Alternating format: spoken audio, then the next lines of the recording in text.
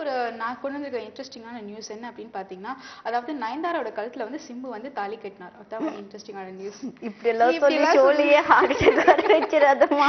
Actually வந்து அதான் உண்மை. அது என்ன அப்படின்னா, ஆக்சுவலி வல்லவன் படத்திலே பாத்தீங்கன்னா 2 பேருக்கும் வந்து லவ்ஸ் வந்து ஸ்டார்ட் ஆயிடுச்சு அப்படின்னு சொல்லி நிறைய வந்து ஆக்டர் ஏதோ பிரச்சனையாச்சு. அதுக்கப்புறம் 2 பேர் பிரேக்கப் ஆயிடுச்சு. அப்புறம் வந்து ஹன்சிகா வந்து திரும்பவும் பேச ஆரம்பிச்சிட்டாங்க.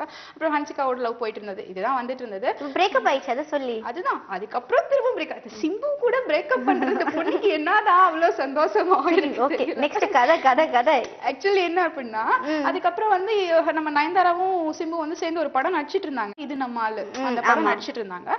சோ அந்த படத்துல பாத்தீங்க அப்படின்னா 2 பேர் வந்து ஒரு மேரேஜ் பண்ற மாதிரி ஒரு சீன் வந்திருக்கு. சோ அதனால அவர் வந்து தாலி கட்டியிருக்காரு. நீங்க வந்து ஃபீல் பண்ணாதீங்க.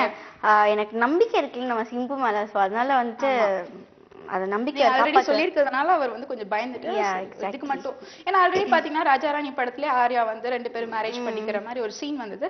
லைக் வைஸ் இந்த படத்துலயே ஒரு சீன் வந்து ப்ரமோஷன்ஸ் மாதிரி இருக்கும். ப்ரமோஷன். ஆமா அந்த படத்தோட ப்ரமோஷனுக்காக இந்த மாதிரி ஒரு இது பண்ணிருக்காங்க போல. சோ இதுதான் எப்படி பயமுறுத்திட்டேன்ல உங்களுக்கு கொஞ்ச நேரத்துல. ரொம்ப. ஓகே.